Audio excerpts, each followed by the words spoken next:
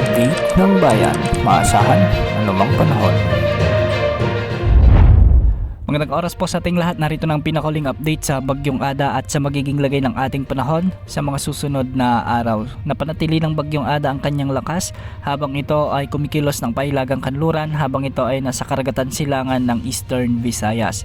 Huling namata ng sentro ng Bagyong Ada sa layong 255 kilometers, silangan-hilagang silangan ng Borongan City, Eastern Samar, o 335 kilometers silangan ng Katarman, Northern Samar. Taglay pa rin ng bagyo ang lakas na umaabot sa 65 kilometers per hour malapit sa gitna at pagbugsong umaabot sa 80 kilometers per hour. Kumikilos ito ngayon ng pahilagang kanluran sa bilis na 20 kilometers per hour. Kung mapapansin natin, makakapal pa rin ang kaulapan na sakop ng bagyo at medyo malawak pa rin ito, at meron itong lawak na maabot sa 400 kilometers mula sa gitna. Nakataas pa rin ang signal number 1 ngayon sa Luzon, sa southern portion ng Quezon Province, sa may Camarines Norte, Camarines Sur, Catanduanes, Albay, Sorsogon at Masbate. Samantalang signal number 1 din sa may Visayas, Northern Samar, Samar Province, Eastern Samar, Biliran, Leyte, Southern Leyte, at ang northern portion ng Cebu. Samantalang sa Mindanao, nakataas din ang signal number 1 sa Dinagat Islands at Siargao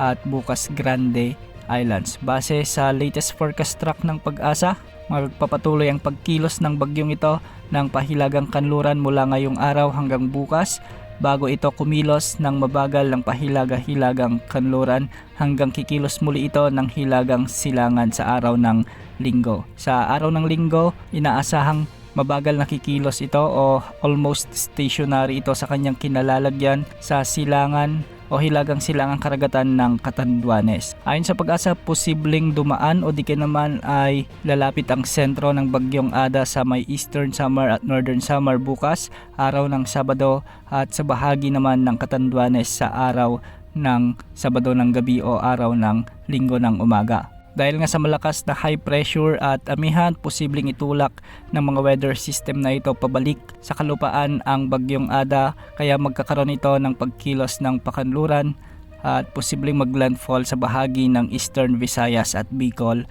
region. Posible pang magbago ang pinapakitan na kilos o forecast track ng bagyong ito sa mga susunod na bulletin na ilalabas ng Pag-asa. Sa ngayon ay hindi naman nakikitang lalakas pa bilang severe tropical storm category ang Bagyong Ada, at mapapanatili lamang nito ang kanyang kategoryang tropical storm habang ito ay nasa mga karagatan silangan ng Visayas at Southern Luzon. Unti-unting hihina ang bagyong ito habang ito ay bumabalik sa kalupaan ng bansa, at sa araw ng Martes posibleng maging tropical depression ito, at sa araw naman ng Huwebes o Miyerkules next week ay posible na lamang itong maging remnant low o isang mahinang low pressure area dahil sa malakas na epekto ng northeast monsoon. At para naman sa magiging lagay ng ating panahon sa araw na ito, asahan na ang mga pag-ulan at pagbugso ng hangin dulot ng Bagyong Ada sa Bicol Region, Eastern Visayas at Dinagat Islands. Mag-ingat sa mga banta ng mga biglang pagbaha o pagguho ng lupa, lalo na kung may mga mairal na katamtaman at minsan ay malalakas na pag-ulan. Samantala, maulap na papawirin na may mga kasamang pag-ulan at pagkidlat pagkulog naman ang inaasahan sa Northern Mindanao,